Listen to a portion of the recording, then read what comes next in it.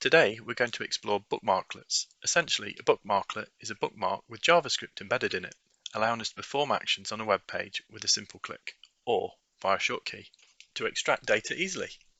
The bookmarklet itself is in minified form because bookmarklets don't handle new lines well. I've formatted the code in more of a readable format, so let's take a look. The first part of the script contains the send to server function. This contains the URL we're going to send and the data in the content header.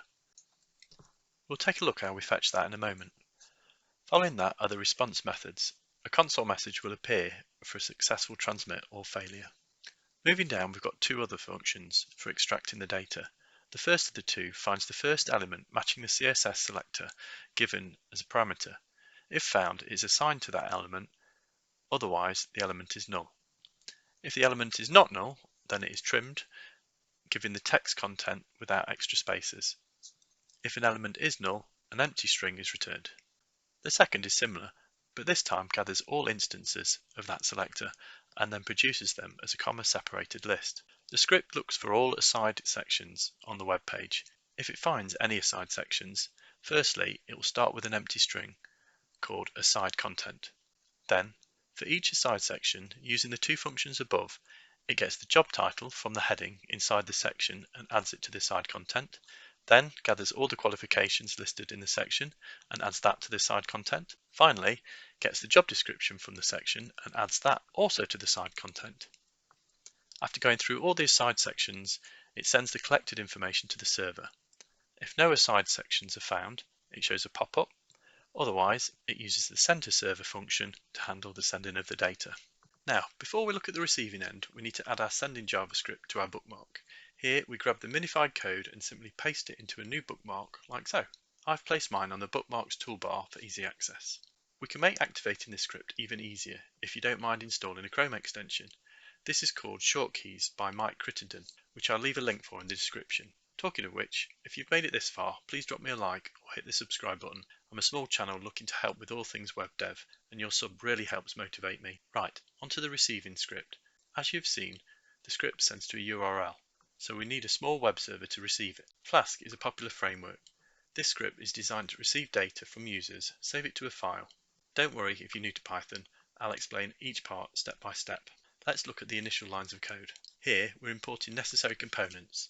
Flask helps us create the web application, and requests helps us handle the incoming data. CORS stands for Cross-Origin Resource Sharing. It's a security feature that allows our web service to be accessed from different domains. Next, we'll create an instance of our Flask application.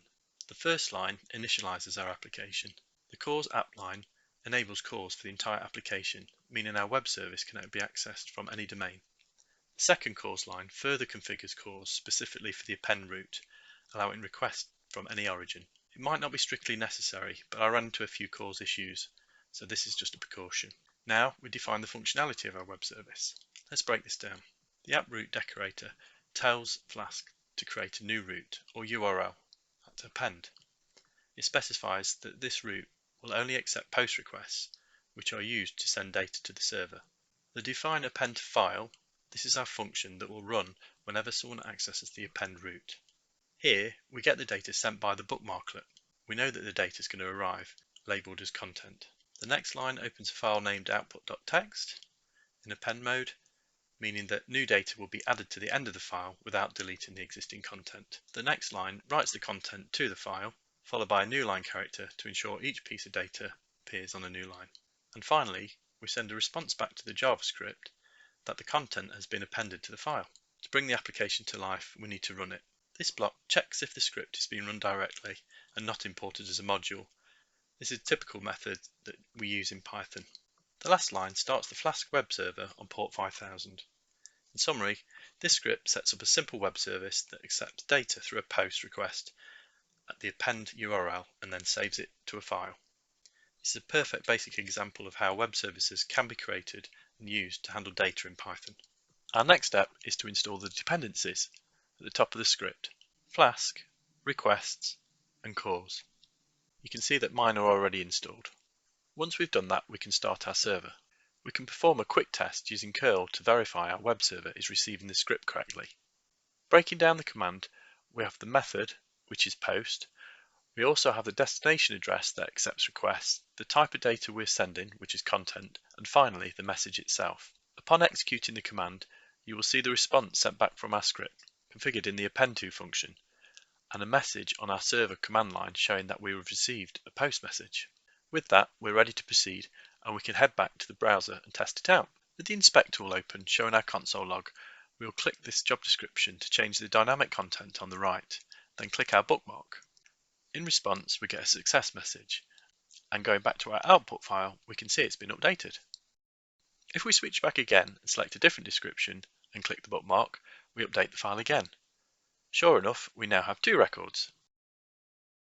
Now, if we go to a different website without aside tags, when we click the button, we get an alert showing that no tags can be found. To find the element you want to capture, right-click the web page and select Inspect. Choose the Elements tab, then right-click roughly where the content is and click Inspect. Gradually hover up the elements until you find the tag that contains all the elements that you're looking for. In our case, it was the aside tag. To speed up the process, we use the Shortkeys plugin. To access this, click the plugins icon, click the context menu next to Shortkeys and select Options. You'll find 4 fields, the first being the shortcut, which is typed out, next a label for your reference, then select Run JavaScript from the options, and finally click the drop down arrow on the left to paste your minified script. Once done, save the shortcuts and don't forget to refresh your browser tabs. With this method, I managed to get around 500 records in 15 minutes, which was pretty quick. Compared to finding a fully automated solution, I think it's a valid alternative. Anyway, thanks for listening, and if you don't mind dropping me a sub or like, it'll be greatly received. Thanks all.